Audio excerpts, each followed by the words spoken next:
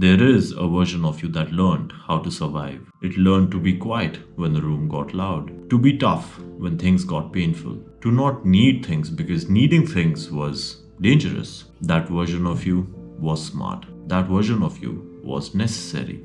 But here is what nobody's actually telling you. That specific version of you was never designed to be permanent. And yet, for some men, it is. They have built an identity to survive in an old war, and they are still fighting it long after the war has ended. Today, we are going to talk about that, about the cage that you might have built for yourself, and why the bars are invisible. Psychologists call it adaptive identity formation. Now, the idea is very simple. When you grow up in an environment that is uncertain, uncertainty might be financial, emotional. Your mind does something incredible. It ends up building a version of you that fits that specific environment. Maybe you grew up in a home where showing your emotions may have gotten you mocked, so your mind builds a version of you that does not show its emotion. Maybe you grew up with nothing, so your mind builds a version of you that's always in scarcity mode, always hustling, always preparing for things to fall apart. Maybe you grew up having to be the responsible one, so your mind builds a version of you that will never ask for help, because asking for help may mean that something bad will happen. Now, do not get me wrong. I wouldn't call any of these weaknesses. These would be labeled as strategies, intelligent, necessary, protective strategies. Now, the problem arises when the same strategies that may keep you safe in an hostile environment become huge liabilities in a safe one. The man who never learned to need anything from anyone cannot build deep relationships as an adult. The man who learned that the world is built on scarcity cannot enjoy what he has built because it never truly feels enough. The man who learned to shut down emotionally to survive cannot show up fully on his own life. And he will end up wondering why, with everything that he has built, he still feels kind of hollow. This is not a motivation problem. This is not a discipline problem. This is an identity problem. Let me tell you about a kind of man that I have seen more than I can count. He grew up in an environment that required him to be hard, so he became hard. He watched adults around him fall apart, so he told himself that I will never fall apart. He needed things that he was never given, so he learned to never need a thing.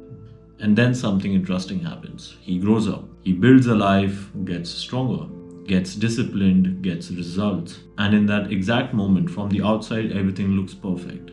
But on the inside, he was still running on the old program, still operating like the world was a threat, still emotionally unreachable to the people who loved him deeply, still incapable of rest, because rest, let's be honest, feels like failure, still unable to celebrate on as to how far he has come in life, because a part of him still believes that all of that can still be taken away. He had changed his circumstance, but he had never changed his identity. He's basically a new man living in an old story. And here is the part that actually hurts my heart a little. He actually thought that this was just who he was as a person. He thought emotional unavailability was maturity. He thought that the emptiness was just the price of being strong. It wasn't.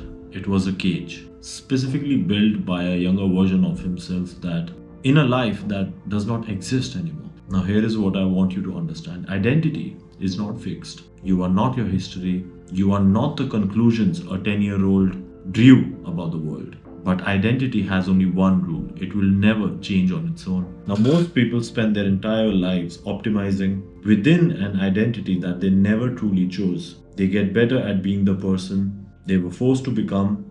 They eventually get more efficient at carrying a weight that they never had to pick in the first place. Real transformation is not about adding more to who you are. It's about questioning and changing the foundation. It requires you to ask yourself the most uncomfortable questions. Who would I be if I did not need to be this? Who would you be if you did not need to be invulnerable? Who would you be if you did not need to be in control all the time? Who would you be if you actually believed that you were allowed to have all the things in life and keep them? Now, most men never ask themselves these questions because the answers usually terrify them. Because somewhere deep in the architecture of who they are as a man, the old identity does not want to be examined. Because to examine it is to admit that what you and I called strength might have just been survival. And survival, my friend, is not the same as living.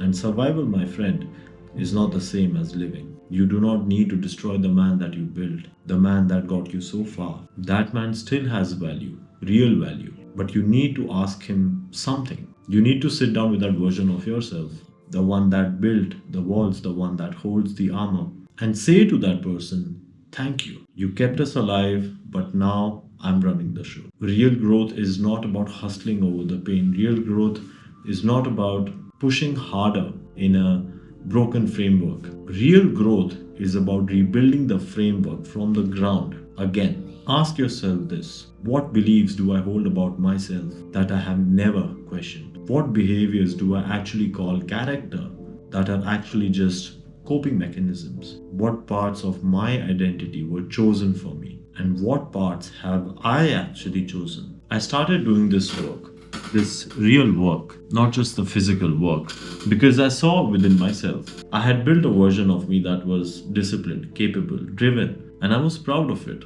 I still am. But I also had built a version of me that could not slow down, could not be still, could not let people in. His stillness, for some reason, felt dangerous. It almost felt like I was being chased by a predator, and if I stayed still, I would be hunted down eventually. And when I started asking myself that where does this come from? Where do these kind of thoughts stem from? I just found a younger version of myself who had made that decision for me. A decision, don't get me wrong, that made complete sense at that time and no sense at all now. That, my friend, is the work. Not just the sets and the reps, not just the macros and the morning routine. The body, in my opinion, is not separate from the mind. The physical is not separate from the psychological either. You cannot build a man without building all of him. The men I work with closely and the work we do together, it always comes back to this question: who are you actually? Not who you trained to be, not who you had to be.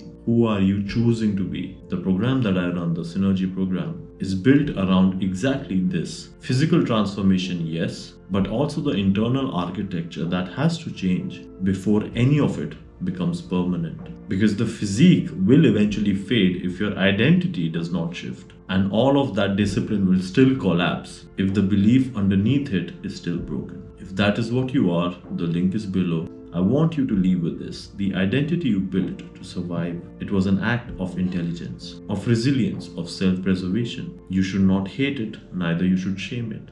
But you are not the same person who built it. You have outlived the war. And the only question that matters now is whether you're going to keep fighting it or whether you're finally ready to come home.